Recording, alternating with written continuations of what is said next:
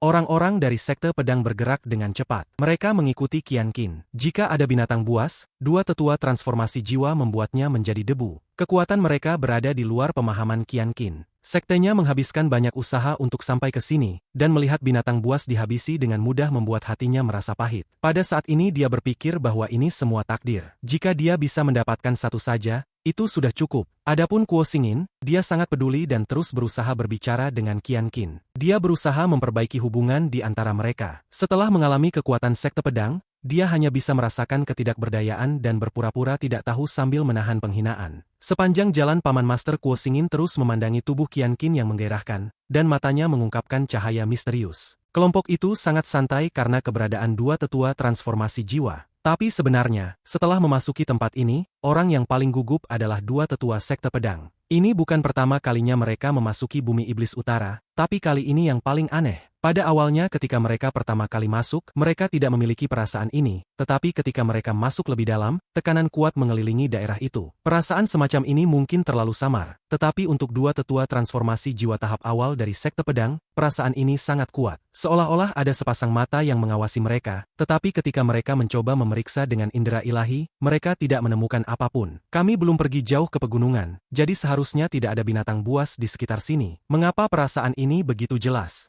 Meskipun kedua tetua tampak sangat tenang, mereka dengan gugup berbicara satu sama lain melalui indera ilahinya ketika mereka tertinggal di belakang kelompok. Mungkin sesuatu terjadi di sini. Dalam 10 hari terakhir, perasaan ini terus-menerus ada, tetapi kami berdua telah memeriksa dan tidak ada yang salah. Saya pikir itu tidak menargetkan kami berdua. Lupakan. Tempat ini terlalu aneh. Setelah kita selesai, yang terbaik adalah kita pergi sesegera mungkin. Setiap detik kita tinggal di sini membuat saya lebih sulit bernafas. Bahkan ada perasaan seperti saya akan pingsan, kehilangan kendali dan membunuh seseorang. Ini adalah perasaan yang belum pernah saya miliki sejak saya mencapai tahap formasi jiwa. Mata pria tua itu menyala.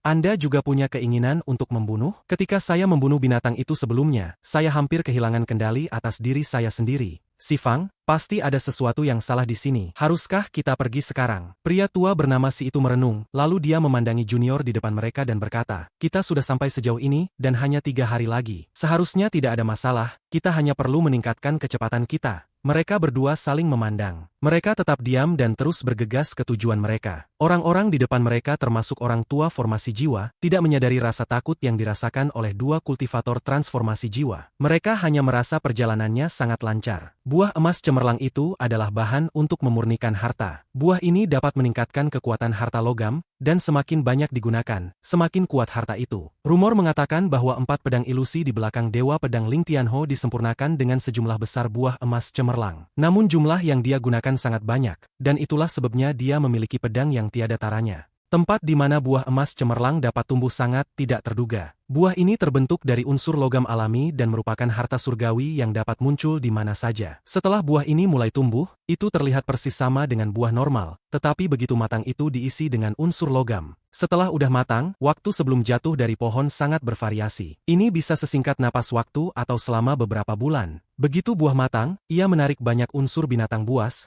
dan binatang buas ini menjadi pelindungnya. Binatang buas menjaga buah sampai jatuh. Begitu buah jatuh, energi buah yang layu diserap oleh akarnya, membentuk akar roh emas. Ketika seekor binatang memakan akar roh emas, kecerdasan mereka terbangun dan mereka mendapatkan banyak manfaat. Namun jika terlalu banyak buah emas diambil sebelum jatuh, pembentukan akar roh emas terpengaruh. Jika terlalu banyak buah yang diambil, akar roh emas tidak akan terbentuk sama sekali. Setelah orang-orang Sekte Pedang pergi, Wang Lin muncul di punggung nyamuk. Dia melihat ke arah mana mereka pergi, dan dengan santai mengikuti di belakang mereka. Karena perasaan menindas yang dirasakan kedua tetua, seluruh kelompok terpaksa bergerak lebih cepat, sehingga perjalanan 3 hari menjadi 1,5 hari. Pada saat ini Qianqin menunjuk ke depan dan berkata, 2 bulan lalu Sekte Junior menemukan buah emas di sana. Tatapan semua orang mengikuti jari wanita itu. Lokasi ini adalah pegunungan dan lembah. Di sini sangat sunyi dan tanah ditutupi daun-daun yang mengeluarkan bau busuk. Mengikuti jarinya, mereka bisa melihat cahaya keemasan yang samar datang dari dalam lembah. Tetapi ada banyak pohon yang menghalangi jalan, jadi sulit untuk melihat apa yang ada di dalamnya. Setelah Qianqin selesai berbicara, dia mundur beberapa langkah dan tetap diam. Kedua tetua Sekte Pedang saling memandang. Yang lebih tinggi mengambil beberapa langkah sambil membentuk segel, dan dia menekan tangannya ke udara. Sejumlah besar energi celestial berkumpul di hadapannya dan berhembus ke lembah. Ketika hembusan melintasi daerah itu, mengungkapkan apa yang ada di bawahnya. Terowongan muncul di depan semua orang. Ujung terowongan mengarah ke lembah.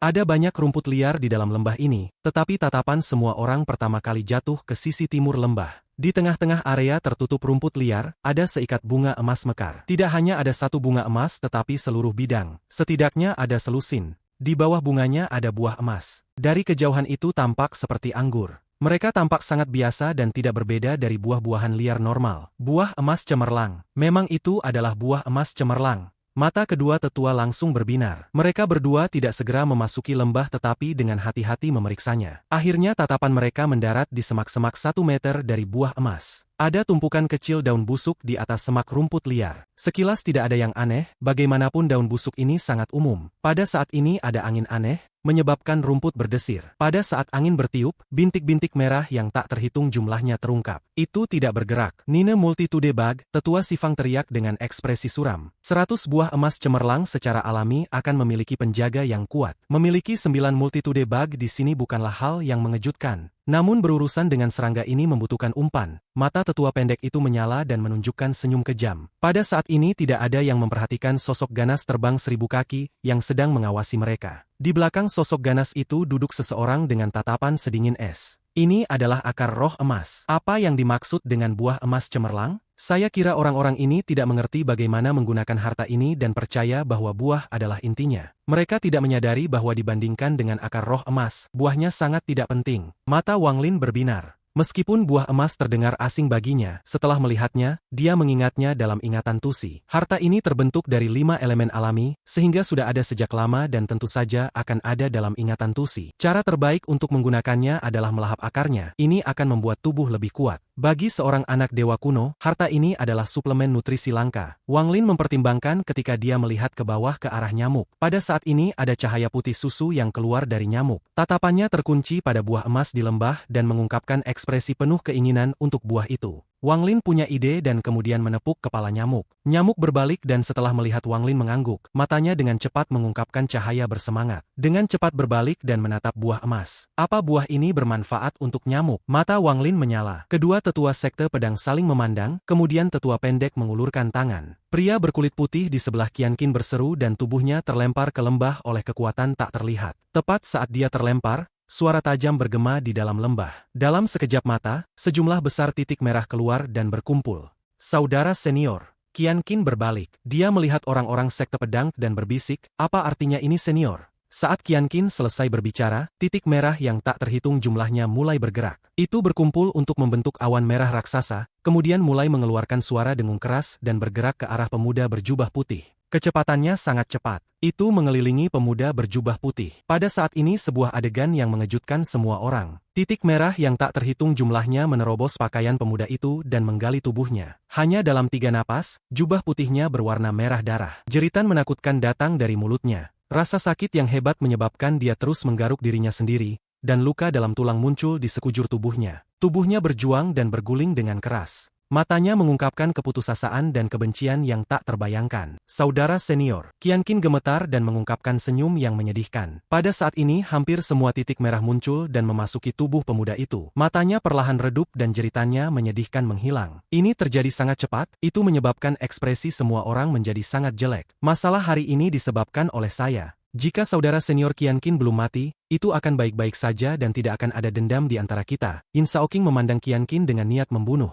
Adapun wanita lain, orang yang menyebut Kuo Xingin, saudara senior. Wajahnya pucat, tangannya menutupi mulutnya dan dia tampak akan muntah. Tubuhnya gemetar karena dia takut dengan apa yang baru saja terjadi. Hanya pria berjubah biru yang selalu memuji Kuo Xingin tidak menunjukkan tanda ketidaknyamanan di wajahnya. Sebaliknya ketika dia melihat ke arah lembah, dia memiliki ekspresi mabuk. Sifang tersenyum pada tetua pendek itu dan berkata, sepertinya kita berdua tidak perlu membunuh lagi. Satu orang telah memikat Nine Bag Multitude ke tubuhnya. Penatua yang pendek tersenyum dan berkata, saudara Si lebih baik dengan berhati-hati, saya harap Anda tidak akan menahan diri. Setelah kami mendapatkan buah emas, kami masih harus melaporkan kembali ke sekte. Sifang tertawa. Tanpa bicara dia membuka tasnya dan sebuah batu giok muncul di tangannya. Tangan membuat segel saat dia menunjuk ke giok dan berkata, pembatasan segel pedang, buka. Batu giok segera mulai berdengung dan terbang ke lembah. Ketika giok merah terbang ke lembah, suara mendengung menjadi lebih keras dan helai sutra merah keluar dari giok. Kemudian setelah terdiam beberapa saat, terdengar gemuruh dan batu giok itu mulai bergerak secara misterius. Dalam sekejap, kecepatan gerakannya meningkat. Itu mengarah ke pemuda yang hampir tidak berjuang. Sutra merah bergerak cepat dan tiba di depan pemuda itu. Sutra merah tidak memasuki pemuda itu, tetapi saling berjalin membentuk jaring yang mengelilingi pemuda itu dan tanah beberapa meter di sekitarnya. Pada saat ini tetua sekte pedang berteriak, "Segel!" Dengan begitu jaring merah mulai memancarkan cahaya. Ada suara berderak saat sinar merah yang tak terhitung jumlahnya muncul di seluruh jaring merah, membentuk segel yang sangat kuat. Setelah menyelesaikan semua ini, penatua yang pendek segera berjalan ke lembah. Saat dia masuk, suara datang dari dedaunan dan titik-titik merah muncul dari. Namun tidak banyak dari mereka saat ini. Ekspresi penatua pendek itu normal ketika dia mengangkat tangan kanannya dan menjentikkan jarinya. Setiap kali dia menjentikkan, dia mengirimkan sinar energi pedang dan sejumlah besar titik merah dihancurkan. Sebenarnya jika ada beberapa serangga, itu akan sangat sulit menangani mereka, tetapi sekarang karena tidak banyak yang tersisa, sepertinya sangat mudah baginya untuk berurusan dengannya. Si Fang terbang ke lembah. Dengan bantuannya serangga yang tersisa segera dihancurkan. Orang ketiga yang memasuki lembah adalah Paman Kuo Singi dan setelah dia adalah orang lain. Adapun Qianqin kemarahan di wajahnya telah menghilang, dan yang tersisa adalah ketenangan yang menakutkan. Setelah tetua pendek melepaskan energi pedang untuk menghancurkan serangga yang tersisa, matanya fokus dan mendarat di bidang bunga emas. Lu Songi, ambil buah emas itu.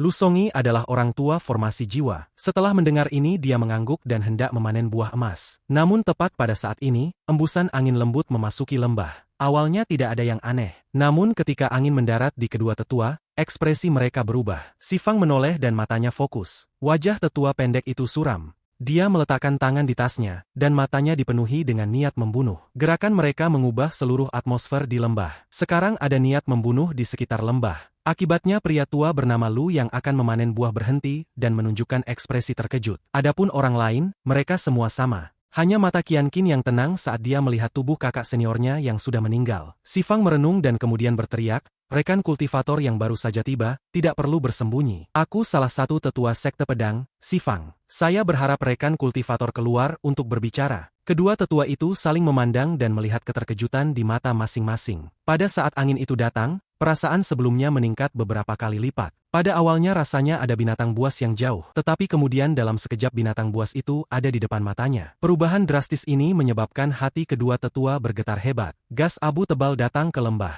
Gas itu sangat tebal sehingga tidak ada yang bisa dengan jelas melihat orang di dalamnya. Gas abu-abu berhenti di luar lembah. Saat gas abu muncul, ekspresi Si Fang menjadi sangat jelek. Wajah tetua pendek itu suram dan dia berkata, "Tuan, Anda." Ketika dia selesai berbicara, dia tidak menunggu jawaban. Dia meraung, dan sebuah cermin perunggu muncul di tangannya. Cermin itu terlempar ke udara dan tumbuh selebar 3 kaki. Ini melepaskan cahaya hijau yang mengelilingi gas abu-abu. Pada saat tetua pendek melemparkan cermin, Si Fang yang telah bertarung dengan tetua pendek untuk waktu yang lama yang berarti kerja sama mereka sangat baik, membentuk segel dengan kedua tangannya tanpa dan pedang di punggungnya terbang. Pedang terbang secara vertikal di atas kepalanya, dan ilusi pedang besar muncul di belakangnya. Si Fang berteriak, "Kap!" Pada saat dua tetua menyerang, Lu Songi dengan cepat menuju buah emas. Dia telah berkultivasi untuk waktu yang lama dan tahu bagaimana memanfaatkan momen. Karena dia sudah dekat dengan buah, dia tiba di sana dalam sekejap mata. Cahaya dari cermin perunggu itu seperti pembatasan yang mengelilingi gas abu-abu. Pada saat yang sama, pedang Si Feng mendekat. Bahkan sebelum pedang itu mendekat, sudah ada ledakan sonik yang menghancurkan penghalang suara. Sekte pedang terkenal dengan pedang mereka, jadi kekuatan pedang mereka tidak mungkin lemah. Namun pada saat energi pedang turun, gas abu-abu bergerak. Gerakan ini seperti tsunami setinggi langit. Dalam sekejap gas abu-abu menerobos segala sesuatu dan mengelilingi seluruh lembah. Bersamaan dengan ini, ada suara dingin yang datang dari dalam gas abu-abu. Bagaimana mungkin cahaya kunang-kunang bersaing dengan bulan yang cerah? Suara ini sangat dingin, dan saat suara itu mendarat di telinga semua orang, itu menyebabkan mereka semua menggigil. Cahaya hijau yang mengelilingi gas abu-abu segera runtuh. Suara retak berasal dari cermin perunggu di langit sebelum meledak. Energi pedang Si Fang telah hancur.